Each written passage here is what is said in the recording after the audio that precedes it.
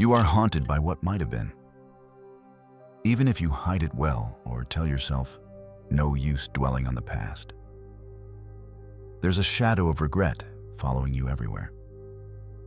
Not a fleeting pang over a minor mistake, but a quiet, persistent ache that whispers, if only, in the back of your mind. It keeps you awake at 3 a.m., replaying scenes from years ago. It weaves itself into your thoughts and memories, a constant companion you never invited. Whatever shape it takes, regret of a broken relationship, a missed opportunity, a path you never took, or words you wish you could take back. Regret finds its way into every corner of your soul. And guess what? You're not alone. Look around, and you'll realize everyone carries some quiet sorrow for what might have been behind their smiles and busy days. Having regrets doesn't make you weak or broken. It makes you human. It means you cared about something deeply enough to wish it had gone differently. Regret is entwined with how our minds work. Our ability to remember and imagine is a double-edged sword. It lets us learn from the past, but also to ache over it. Long ago, reflecting on mistakes helped our ancestors survive. Don't eat those berries again. So the pain of regret had a purpose: to teach, to correct. But in our complex lives today, that same mechanism can go into overdrive. Instead of guiding us once and then letting go, regret can loop endlessly, making us relive pain that no longer serves any new lesson. So much of your regret now is about things that have already happened or chances that never came to be. It lives in the land of if only. Your imagination runs wild, picturing how life could have unfolded differently, painting vivid scenes of that alternate reality. And your heart reacts as if those scenes were real. You feel a pang of loss for a life you never actually lived. You suffer those unrealized outcomes over and over, all in your mind. How do we deal with this constant, quiet regret? Many of us try to bury it. We say things like, "no regrets" out loud, hoping repetition will make it true. We distract ourselves with work or entertainment, anything to avoid that dull ache when we're alone. We tell ourselves that everything turned out for the best, or that we shouldn't dwell on the past. We push the feelings down and plaster on a smile, hoping that if we don't acknowledge the regret, it will simply fade away. But that strategy backfires. Regret pushed away doesn't disappear, it festers. It's like trying to ignore a splinter in your skin. The wound only gets more infected when left untended. Every regret you refuse to face quietly grows stronger.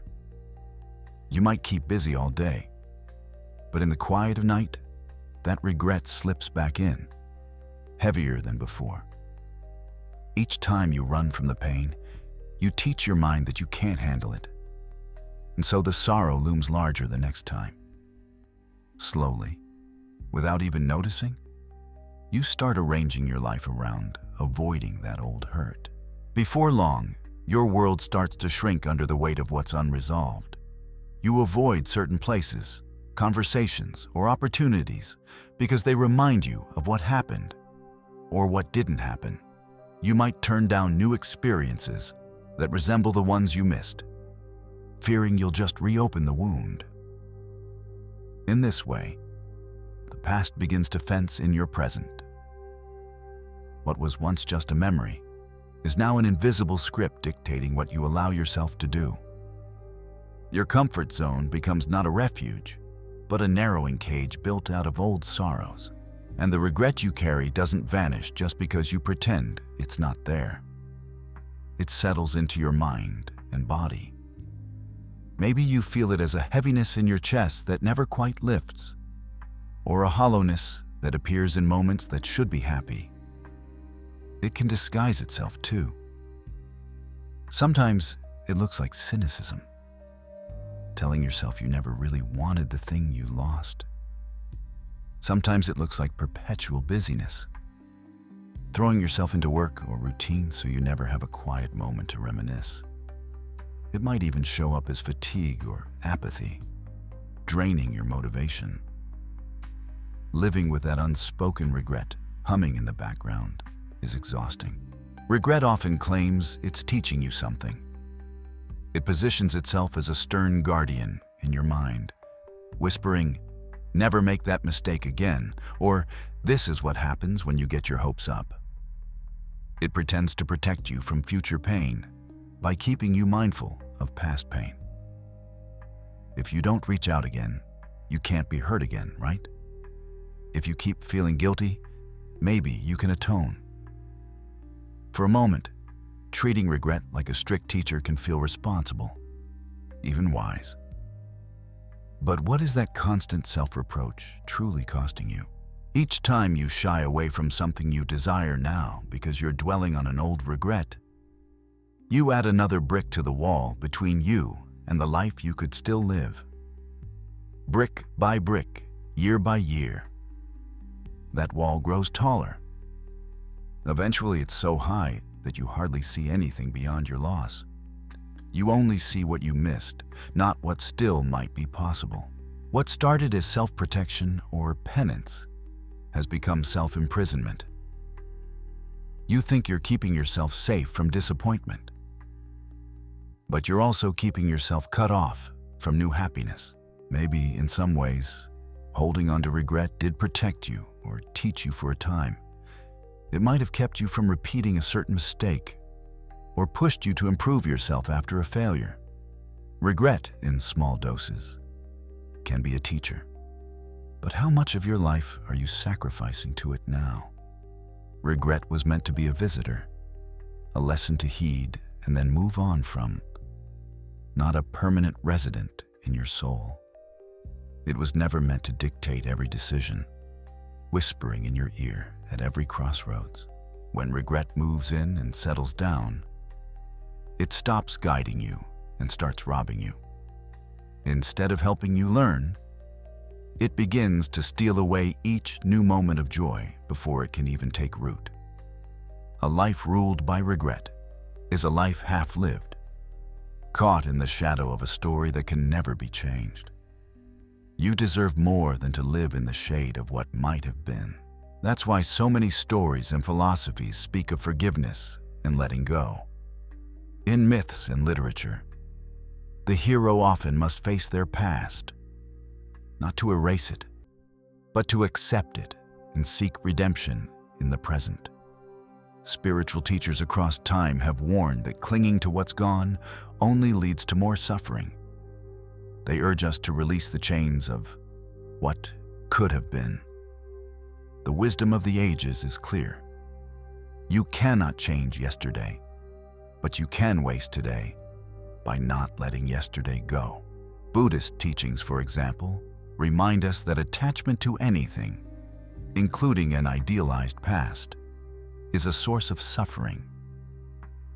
Holding on to a phantom life of if only is like grasping at smoke. You only exhaust yourself and miss the beauty of the present. Existentialist philosophers acknowledge the pain of regret as an inevitable part of having choices. Every choice means an unchosen path. But they also remind us that we define ourselves by what we do next. In the end, both ancient wisdom and modern thought point to the same truth. We have to make peace with what is and what isn't, because that's the only way to truly live. Regret thrives in darkness and silence. The more you avoid directly acknowledging it, the more intimidating it becomes. But when you shine a light on your regret, you'll often find it's not as monstrous as it looked in the shadows. It becomes a particular story, a human mistake or loss, something tangible that you can understand and address. Understanding what you truly regret and why shrinks it down to a size where you can hold it, learn from it, and finally begin to let it go. Now, let's talk about you. It's easy to agree in theory that everyone has regrets, but it's harder to face how your regrets might be steering you. So ask yourself, is some regret quietly influencing your choices today? Is a part of you stuck in the past, affecting how you live now? Have you ever turned down an opportunity because you once failed at something similar, and you still carry that sting? Have you kept your heart closed off to others because you lost someone dear, and you still regret what happened? Have you stopped yourself from pursuing a dream because you believe you missed your window and it's too late? Perhaps you find yourself going through the motions of a life that's okay, while deep down, you lament not taking a different path long ago. We all have moments like these, and acknowledging them isn't about wallowing in guilt. It's about recognizing how regret might be quietly at the wheel. In those examples, it wasn't just practicality or circumstance guiding you. It was the shadow of regret. That realization isn't meant to make you feel ashamed. It's meant to give you power. You're human for having regrets influence you. But now that you've noticed it, you can choose differently. You can start to reclaim the driver's seat of your life. Once you spot regret's influence, you can begin to loosen its grip. Drag it out of the murky background and into the light of your awareness. Name it plainly. I've been letting the regret of X make my decisions. By doing so, you take away some of its silent power. Only by facing it openly can you keep it from quietly controlling you. Some regrets are so deep-rooted that you might not even recognize them as regret anymore. They hide behind statements like, "That's just how my life turned out," or "I'm fine, it just wasn't meant to be." Psychologist Jung talked about our shadow self, the parts of us we push away. Many of your deepest regrets live in that shadow, influencing you in ways you don't realize. Maybe you shelved a dream or a part of your personality and claimed you grew out of it, when in truth you buried it because it reminded you of pain. Maybe deep down you carry a belief born from regret. I had my chance and I blew it. Or, I don't deserve a better life after what happened. Or, I'll never experience love or success or happiness like that again. It's not a loudly voiced thought, but a quiet undercurrent in your mind. That belief can lead you to sabotage new opportunities or reject happiness when it knocks, all without you consciously thinking about the past. It just feels like you're being cautious or realistic, when in fact you're acting out of an old wound. Regret often wears a convincing mask. It can look like wisdom or maturity on the surface. You might tell yourself that you're just being sensible, that you're past those youthful dreams, or that you've moved on. It sounds respectable, even admirable.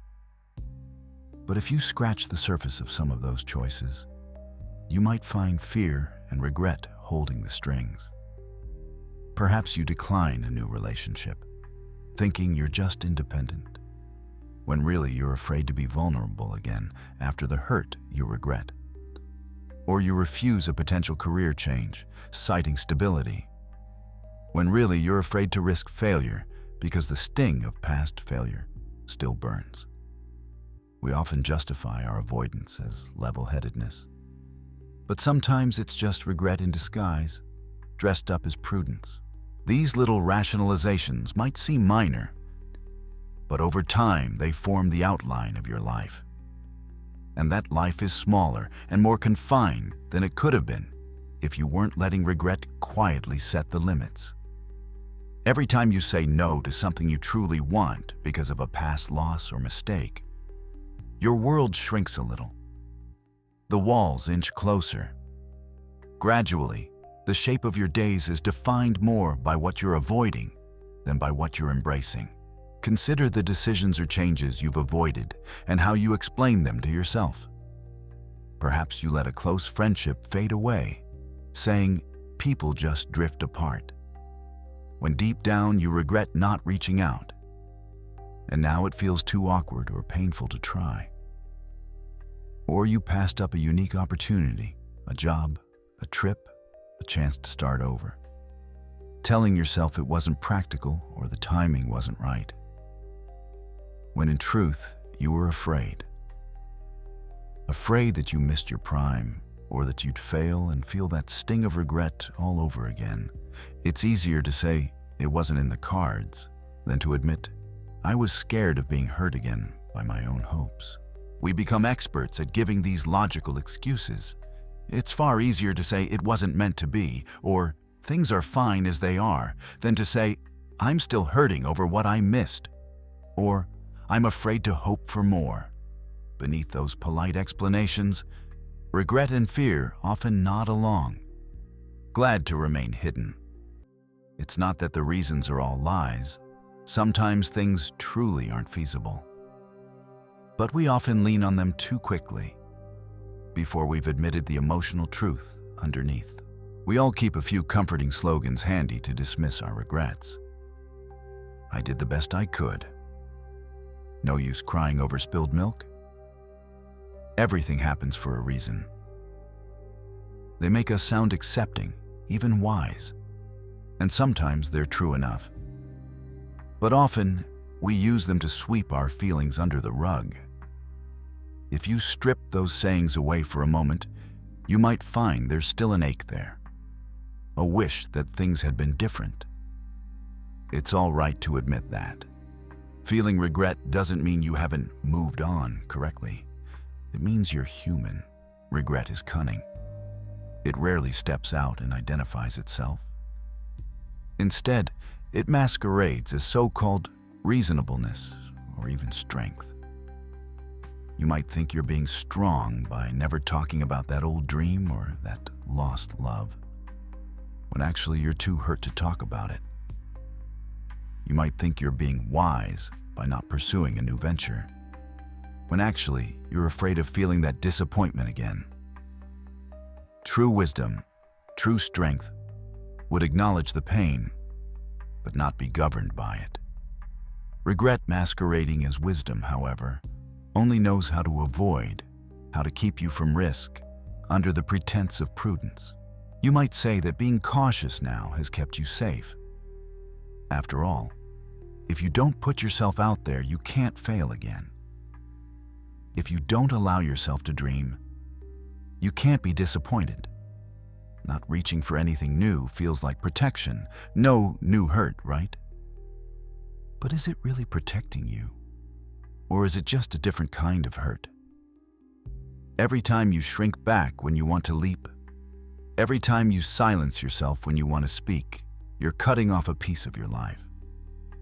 You trade the risk of fresh pain for the certainty of a slow, dull ache.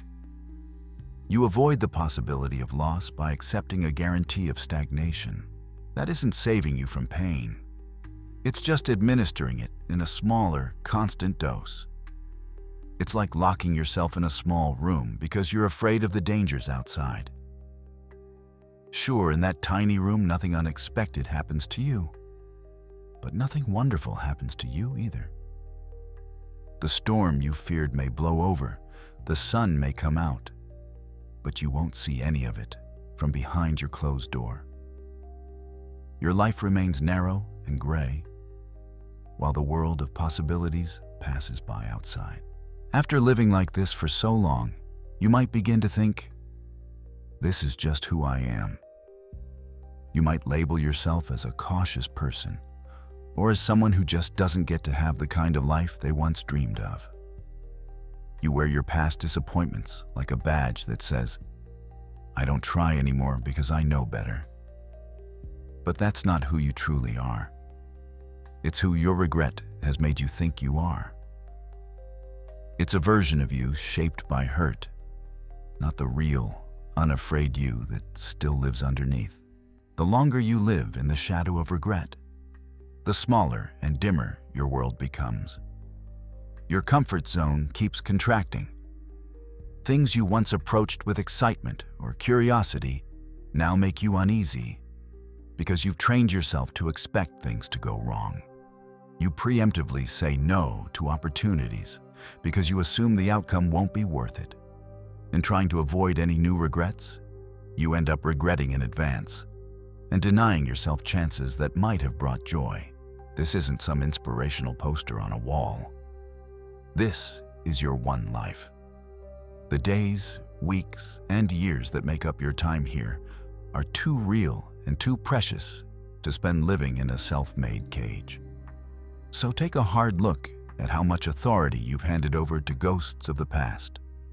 Realize that this regret you've been carrying, this quiet sorrow you've tried to tolerate or ignore, is holding you back more than you might have known.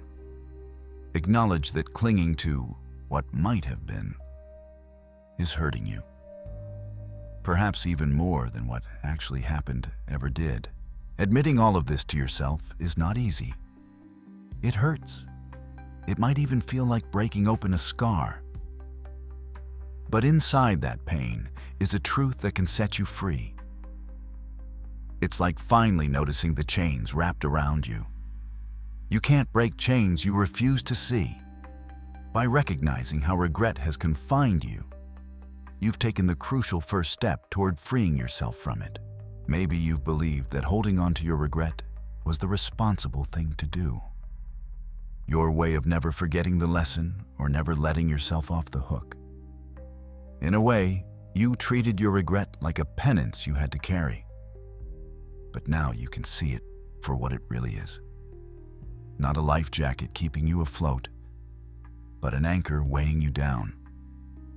All this time, regret wasn't protecting you or making you better. It was quietly sinking you. By serving your regret, you've been betraying yourself. You've let pieces of your life die on the vine in homage to a past that you can't change. Bits of your joy, your talent, your connections were left behind in that moment you keep regretting, as if you weren't allowed to carry them forward. You gave up parts of your future to pay for a dead past. That's a terribly high price to pay, and it's one you don't have to pay anymore. Think of what regret has stolen from you, both in small moments and major life directions. The nights with family or friends you only half lived because your mind was drifting back to what ifs. The opportunities you turned away from because you assumed you'd just fail, or because you felt unworthy to seize them.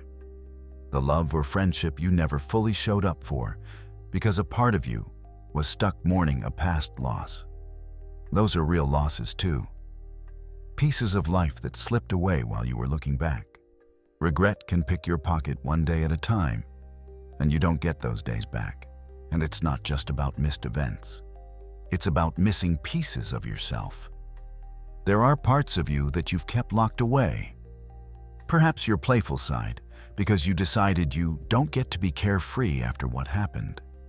Or your ambitious, hopeful side, because you tell yourself it's foolish to dream after you fell short once. Maybe your trusting, loving side, because you were hurt and regret letting someone in. Those parts of you have been languishing in the dark, suffocated by the weight of what's gone. It's time to invite them back into the light. Each time you held yourself back out of regret, you were effectively telling those parts of you, no, not yet. It's not safe. You sacrificed bits of your aliveness to the memory of something you lost. It's like you've been laying offerings at the altar of regret, hoping it would absolve you or keep you safe. But all it has done is kept you small and sad. The price you've paid is enormous. So ask yourself honestly, has it been worth it? Has clinging to regret truly kept you safe? Or has it just kept you stuck? Regret convinced you that playing small and expecting little was just being realistic. It wrapped you in a bubble where nothing dramatically good or bad ever happens. But that bubble also filters out the color and vibrancy of life. After a while, you forget it's even there. You think the dullness is normal. Meanwhile, a quiet longing persists. That knot in your stomach or that emptiness in your chest. That's the part of you that remembers life can be more. That you can be more. Trying to get your attention. So, what's the alternative? To simply let go of all your regrets and never feel their weight again? It sounds wonderful in theory, but in practice it's scary. After all, you've lived with this regret for so long. It's become almost comforting in its familiarity. Who would you be without it? The idea of forgiving yourself or moving on can feel like losing a part of yourself or betraying the people or dreams you lost. It can feel like stepping out into the world without armor. Your regret may not be pleasant, but it's been predictable, a constant in your life. Letting it go means facing uncertainty, and that can be terrifying. Choosing to stop letting regret rule you means you must confront the full reality of your past and then turn toward the future. It's like walking a tightrope without that old, familiar weight holding you down. Strange as it sounds, we often use our pain as a balancing weight. Up on that rope, without your usual excuses or self-punishment to fall back on, you'll feel exposed. Your legs will shake. Your mind will scream for the comfort of what it knows, even if that comfort was misery. Facing the world without your regret, constantly in front of you, means accepting that the past is over, truly over. And that can be as terrifying as any high-wire act. But it's also the beginning of freedom, and it's true. When you risk living fully again, anything can happen. You might open your heart and have it broken. You might try and stumble or fail outright. Life guarantees none of us a painless journey. But it's equally true that by stepping out of your past's shadow, you might find joy beyond measure. You might discover new love, new purpose, new parts of yourself that flourish once they're no longer weighed down. You might succeed in ways you'd given up hoping for, or find beauty where you never thought to look. The unknown that lies ahead holds both danger and wonder. It's the only place where change can happen, where new experiences can enrich you. Yes, it's unpredictable, and that uncertainty can be scary. But that's the price of admission to a life that isn't ruled by regret. Taking even a single step into the future without dragging your past behind you is the only way to start truly living again. Staying in your familiar little cage of regret might feel safe because it's what you know. But it's not living, it's reliving. It's circling the same memories, guarding a door that no longer opens. Letting go and stepping forward won't erase what happened, and it won't guarantee life is easy. But it will open the possibility of new joys and experiences. Refusing to let go guarantees that you'll miss those possibilities. The only way out of the prison of what might have been is to stop staring at the closed door behind you and to start walking through the open door in front of you. So I'm challenging you now. Choose one deep regret that you've been carrying for too long. The one that came to mind as you listened to all of this. The one that tugs hardest at your heart. Name it clearly. Acknowledge exactly what you wish had been different. Say it out loud or write it down. I regret that I, Bracanori. It might feel uncomfortable to admit, but there is power in naming the truth. Today, do one small thing to begin healing that wound. You cannot change the past, but you can shape this moment. If you regret not speaking up to someone who mattered, write them a note. And if they're gone, write what you wish you'd said and keep it, or tell it to their memory. If you regret never pursuing a certain path, take one tiny step in that direction now. Sign up for a class, research the first move, dip your toe in. If you regret hurting someone, reach out with an apology. Or if that's impossible, do an act of kindness in their honor. If you regret wasting years paralyzed by fear or sadness, challenge yourself today to do one thing differently, no matter how small. Show yourself that while you cannot change what happened, you can change what happens next. You'll likely feel a storm of emotions when you do this. You might feel anxious, exposed, or strangely guilty for allowing yourself this freedom. Your heart may pound and your hands may shake as you take that step. That's okay. That rush of feeling means this matters to you. It means you're alive and you care. At first, it might feel unnatural, like stepping out of a dim cave into bright sunlight. You might squint against the glare of hope, of possibility. But you will adjust. With each brave act, you'll feel the burden lighten. Each time you face a regret and choose to act in spite of it, you reclaim a piece of yourself. You prove that you are more than your past mistakes or missed chances. Also, give yourself permission to sit with your feelings instead of rushing past them. After you've taken that small step forward, find a quiet moment to simply be still. Maybe you feel a lump in your throat or tears in your eyes. Let them come. Ask yourself gently, what is this regret really telling me? Perhaps it's showing you how much you truly value love, honesty, or courage. Perhaps it's reminding you that a certain person or dream meant a great deal to you. In this way, regret can illuminate what matters most. By listening to it, not as an enemy, but as a wounded part of you, you can begin to heal. By understanding your regret, instead of just running from it, you strip away some of its power. It's not a faceless tormentor anymore. It becomes a part of your story, something you can learn from and grow beyond. You might realize that the situation you regret, as painful as it was, does not define your entire life. You are more than that one moment in time.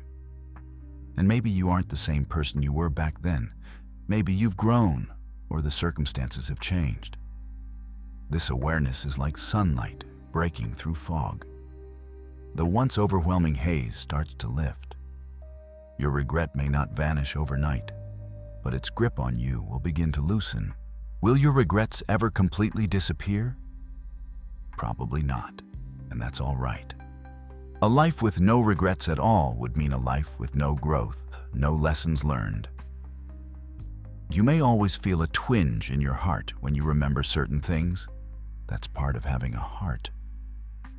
But here's the truth. The pain of facing your regret and finding peace with it is finite, while the pain of avoiding it is endless. If you keep living under the weight of regret, it's like dying a little more each day. Your world forever colored by loss. If you face it, if you let yourself grieve and then move forward, you trade that endless ache for a wound that can finally start to heal. You deserve more than to live in the shadow of what might have been. The life in front of you is not over. It's waiting for you to show up. Every day, every moment, is a chance to write a new chapter unmarred by old ghosts. So when that familiar pang of regret knocks on your door, acknowledge it briefly. Yes, it hurt. Yes, you wish it had been different. And then gently let it pass. Turn back to what is real and present. Step out of the shadow of the past and into the light of now. The story of what might have been cannot be changed, but the story of what could be is still yours to write. And you are holding the pen,